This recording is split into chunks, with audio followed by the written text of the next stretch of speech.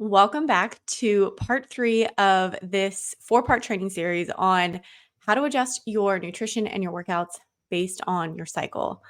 I think this is probably my favorite topic to talk about, what we're actually getting into today around the actual foundations for eating for hormones and moving and working out for hormones. So, in this video, we are going to go deeper into some of the actual strategies behind what to eat, when to eat, how to eat, and also how to work out, what to be doing, what also not to be doing, and how to actually put it all together for you. So, since this is part 3, I do want to make sure that if you have not yet, you go back and you watch part 1 and part 2. In part 1, we talk about why syncing with your cycle is so important and how that can make a huge difference in how you feel on a day-to-day and a week-to-week basis, and also what's normal and what's not normal when it comes to having a healthy regular cycle, some of the actual signs and symptoms that you might be dealing with hormone imbalances. There are a lot of things that we deal with as women, and we're told that they are normal just because they're so common, but they're not actually normal. And there's so much that we can do to actually find relief and fix these symptoms. And then in part 2, we talked more about the actual phases of our cycle. So a lot of women, and this goes for even ones who are in their 30s and 40s. They've had multiple children and they still don't understand that there are 4 distinct phases of their cycle. We track our cycle from day 1 of our period to day 1 of our next period. So an average cycle length would be around 28-ish days, but a normal cycle length is between 25 and 35 days. So we actually got into the 4 different phases and what to expect within each phase, understanding what is fluctuating with specific hormones and how that actually affects not only the way you feel, but also your metabolic rate, your energy, your sleep, your digestion, your mood, your cravings, and your blood sugar regulation. It's connected to just about everything. So that's what we talked about in part 2.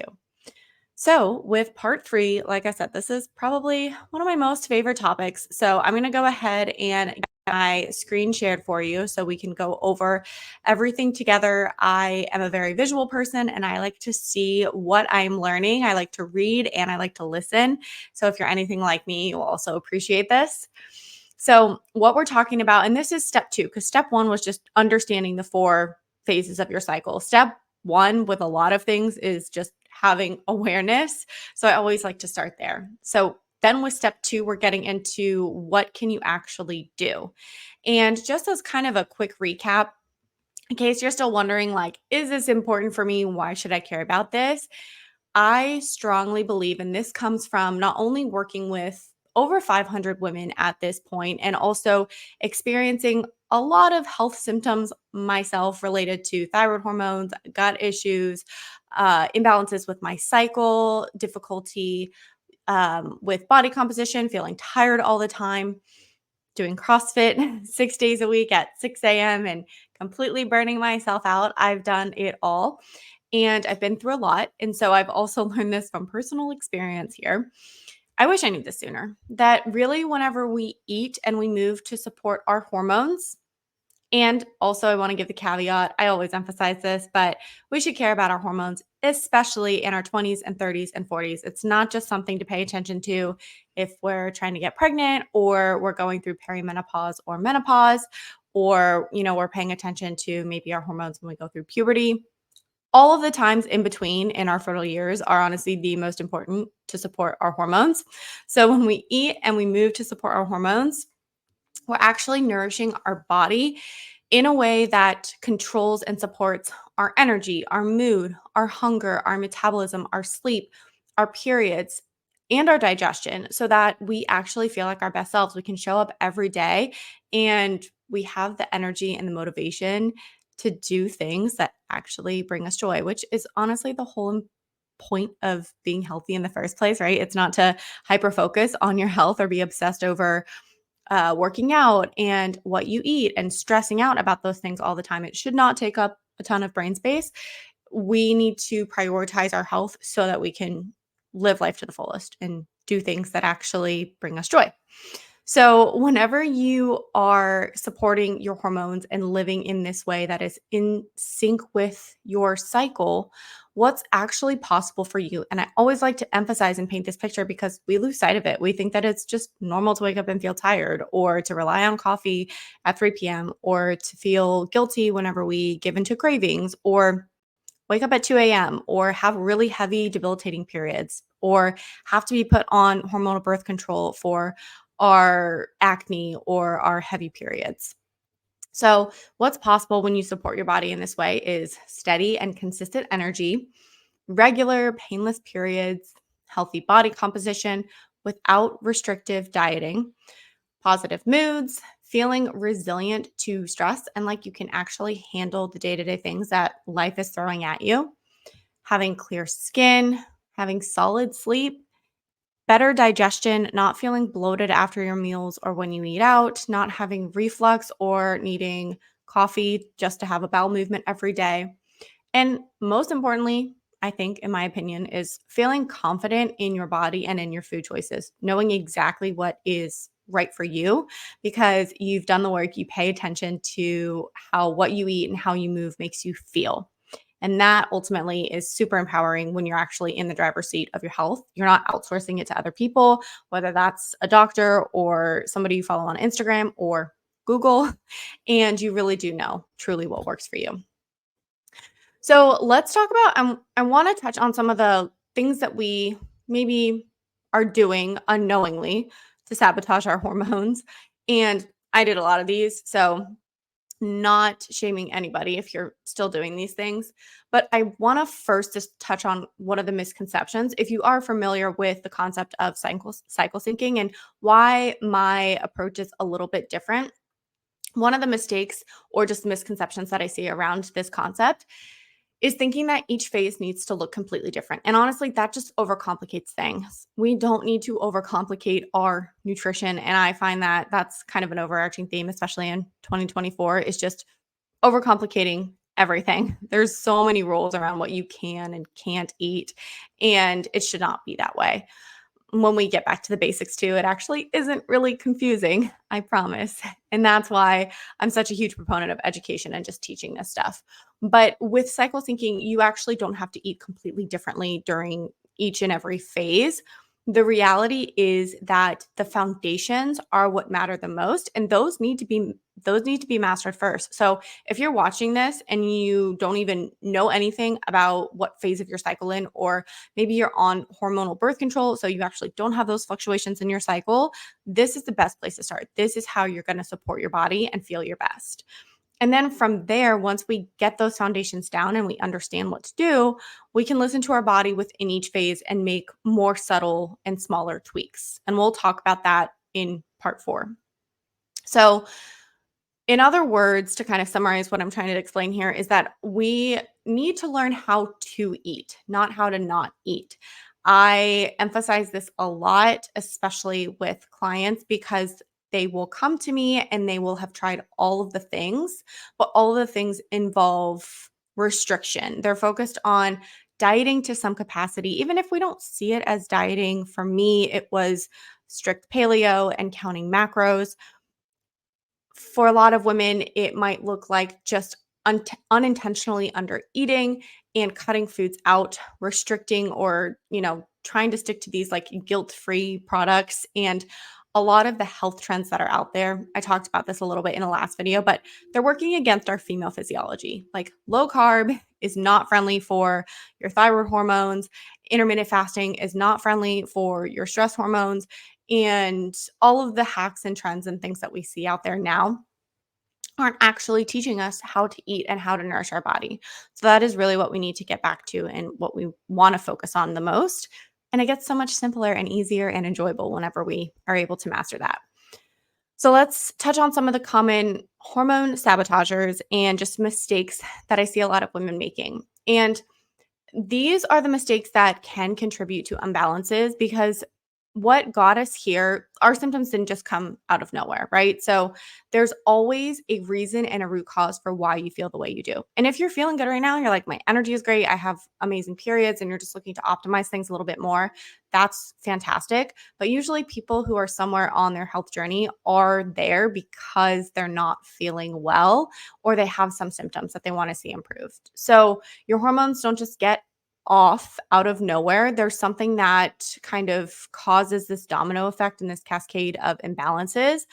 And so we really like to get to the root cause. Sometimes it takes a little bit more digging. For some people, it's super obvious from the get go. We can see with what they're eating and how they're living that, for example, they're riding the blood sugar roller coaster and they are not getting enough sleep, and that is stressing their body out. But a bigger piece of all of this that we have to consider is looking at not only what's going on currently, but also your health history.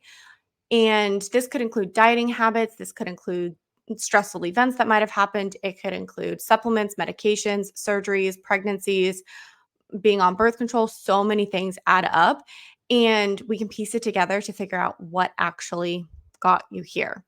And some of these things are actually what we're doing to ourselves. I call them like self-inflicted hormone imbalancers or hormone sabotagers. And again, no shame in any of these. I did almost all of them, and they usually come from a place of being well-intentioned, but long term, they are doing more damage and come at the expense of our hormones and also our metabolic health. So let's get into these. And again, if you have even checked off maybe like one or two of these, then we could look at it as contributing to some imbalances. You don't have to necessarily have all of these checked off, but chronically dieting, that's a big one we see. For some women, this is like very obvious to them. They've always struggled with their weight, or they feel like they're always on a diet trying to lose weight. Weight Watchers, Noom, eating really less than 1,600 calories a day, that's going to look like chronically dieting. If you are fasting and skipping meals, either you're fasting, you're not eating breakfast, or you're not eating lunch. If you're over exercising, or maybe you are just under recovering, you're working out and you're doing the wrong types of workouts that are really driving your body into the ground, and you aren't replenishing well, or you've never actually learned how to work out in a way that builds muscle and strength and then also builds in proper recovery. If you're always on the go, the second you wake up, you're just like hitting the ground running. You can't chill out. You always have to be doing something. Even when you sit on the couch, you have to be scrolling on your phone, and you feel like you have this never ending to do list. You're maybe also eating on the go in your car. Again, multitasking. This is very normalized in today's world. So, most women, especially more health conscious, kind of like type A, go, go, go women, are definitely falling into this category. Pregnancy and breastfeeding. So, this in itself is a stressor. Obviously, it's a very exciting time of our life, but it is very stressful for the body, and it depletes you of so many vitamins and minerals. And so, we do need to look at this as a trigger for shifting hormones. And I think that's a little bit more obvious. Your hormones are going to shift within pregnancy and while you are breastfeeding, but this can also show up postpartum as well, and not just right after, not just 6 month postpartum, but also 1 to 2 years postpartum. Low carb and low protein, super stressful on the body. So I mentioned this before, but low carb is not going to do any favors for your thyroid hormones. Thyroids regulate your metabolism. And we also need to make sure that we're getting enough protein on a regular basis for blood sugar balance, especially. Exposure to toxins, this can come from the environment, it can come from our food, it can come from just things that we're exposing ourselves to on a daily basis without really realizing it. Low minerals, especially, we see this all the time. We use a hair tissue mineral analysis with clients, and we can see usually they are low in sodium. That's a huge stress on the body. Being low in sodium, being low in potassium, also imbalances with calcium and magnesium. We see people supplementing inappropriately with certain minerals that throw off other minerals, or it's just depleted from seasons of stress. And those imbalances will then lead to more hormone imbalances, because minerals are like spark plugs for the body, and they basically kick off any reaction in the body that requires energy. So, this could include making digestive enzymes, it can include making hormones like progesterone, it can include supporting your detoxification abilities. balancing blood sugar, so many things tie back to minerals. That's why it's going to be one of the foundations. You'll see that in just a second. And then the last one is unintentionally undereating. So this goes kind of back to skipping meals or just undereating. And at the end of the day, you are, maybe only at 800 calories because you've just been go, go, go doing things. You skipped lunch or you've been snacking and grazing instead of sitting down and having solid meals. We see this especially with women who are super busy and maybe they have kids or they have a very demanding job or they're traveling a lot. So some common scenarios where that can definitely happen. Or if you are also in a profession where you're on your feet all day. Maybe you are a personal trainer, a physical therapist, or a nurse or a teacher. It can be difficult to make sure that you're actually getting enough nutrients during the day in those situations. So now that we understand some of the things that can cause this hormonal chaos within the body, and that obviously has a downstream effect on how you're feeling, we can talk about the nutrition foundations for hormones. Now, there are 8 that I want to focus on here, and each one of these we actually go deeper into inside Well Nourished. This is really the entire nutrition program that teaches women how to eat in a way that is supporting their nutrition, that is supporting their hormones and their metabolism so that they can see improvements with their energy, their body composition, their mood, their sleep, their digestion. And these 8 things are non-negotiables. So we have to, for some of them, really come back to basics. And a lot of women will say they're eating healthy and they're exercising, but they're still not feeling 100%. And that's because they're missing either one or a combo of these foundations. So these are the things that you're doing consistently, no matter what phase you are in. And obviously, we don't have time without making this an entire 2-hour long workshop to go into each one of these 8 steps. So know that within Well Nourished, we do go deeper and we teach all of this and give you the step by step and the resources and the guidance and the coaching, all the things you need to be successful with these. So number 1 is to eat a source of protein, carbs, and fat at each meal. That is the simplest way to start, is just making sure that each macronutrient is present at each meal. We do not have to focus on restricting carbs, restricting fat, separating fat from real whole food sources, and making all of these complicated macronutrient calculated meals. We just want to start by making sure that we're getting protein, carbs, and fats. The amount of each will be specific to you. So I can give you just kind of a general recommendation based on what we've seen is most women are under eating protein. So I always recommend leading with protein and making sure you're getting enough of the right source. And then of course, having what we recommend is mineral rich, easy to digest carbohydrate sources, and then healthy fats from both plants and animals. Number 2 is having a solid, predictable meal schedule. And it doesn't have to be perfect, but that you are having a breakfast, a lunch, and a dinner. And then also, it's okay to have snacks in between. We don't want to snack instead of a meal. That's where we can get into trouble and put ourselves on that blood sugar roller coaster. But we do want to have predictable meals that are spaced roughly 3 to 4 hours apart because we feel full for 3 to 4 hours after eating our meal. So if you have breakfast and you're only having 2 eggs and a piece of toast, it's not enough protein and you'll probably feel hungry a couple hours later. So we really want to make sure with each meal, we are getting enough food and balancing blood sugar to stay full and satisfied. These 2 first steps are going to be really important for supporting blood sugar, and also even number 3 with minerals, because we need minerals to balance blood sugar. So blood sugar balance is really one of the kind of overarching nutrition concepts that we need to master for balancing hormones. So just keep that in mind. And also, if you feel like you have a lot of cravings and energy issues and sleep issues, we have to look at blood sugar balance more closely. Number 3 is minerals daily. So most women are depleted of minerals, not only due to not eating a super nutrient dense diet, but also due to stress. And this could be physical, mental, emotional stress. It doesn't just have to be what we think of typically as stress, like sitting in traffic or finances or having a busy schedule. There's actually a lot that can contribute to our stress bucket. And so we want to make sure we're getting minerals through beverages and through real food sources. We do this also with mineral mocktails. We give you mineral mocktail guides and recipes that you can incorporate daily. And that is the quickest, easiest win for just feeling better A lot of women will notice improvements with their energy and their skin and their digestion right away when they add in the right types of minerals. Number 4 is moving in a way that you enjoy. So I see a lot of women make the mistake of really kind of having to grind their way through workouts that they absolutely hate. So they're forcing themselves to work out in a way that they don't even like, and then they're not even seeing the results from it. So it's even more frustrating. So moving in a way that you enjoy on a daily basis is really, really important, and we cannot skip that. And also, from a nervous system standpoint, this is also going to be very beneficial.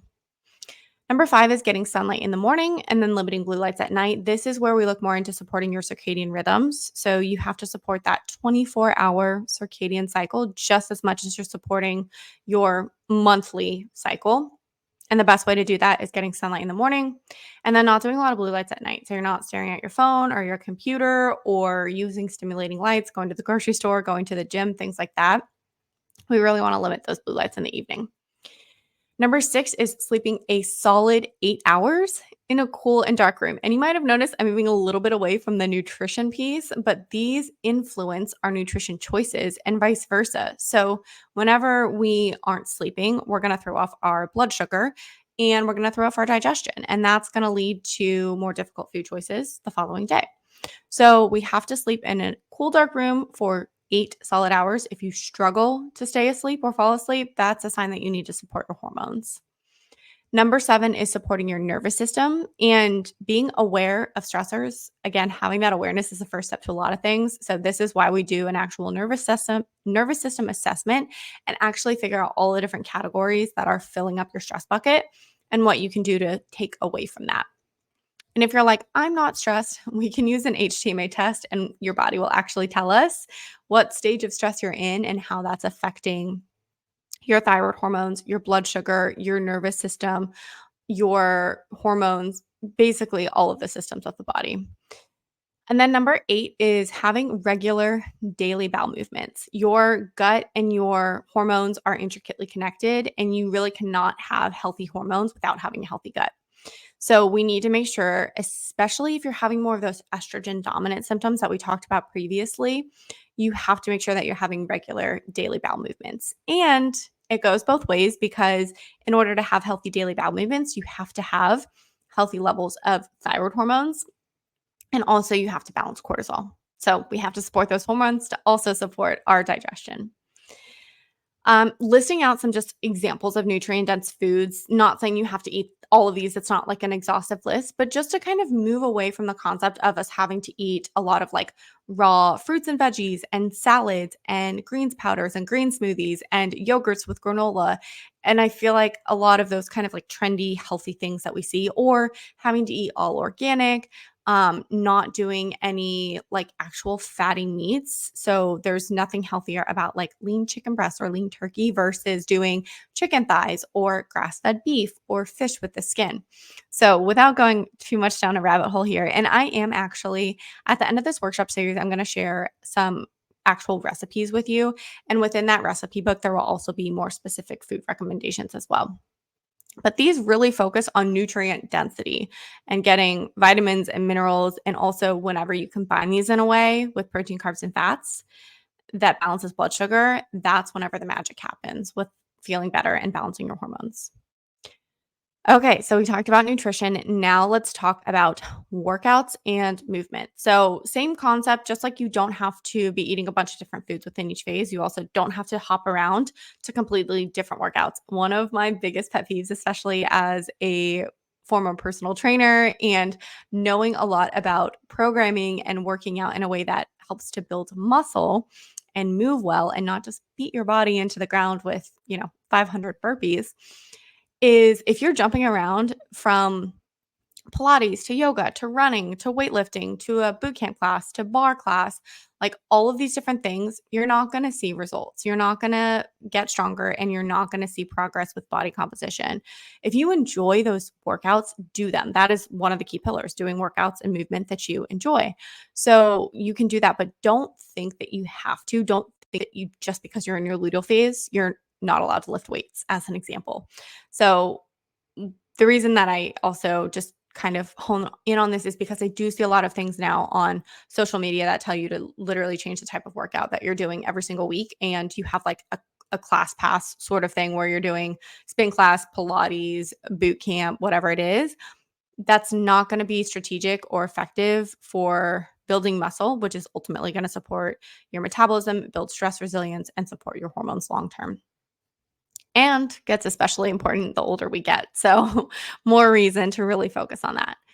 So, this is the way that we teach the kind of like workout format or just movement format, really, in order of priority, with at the foundation having just steps in daily movement. I would rather you move throughout the day than do a 60-minute workout and then sit all day long the rest of the day.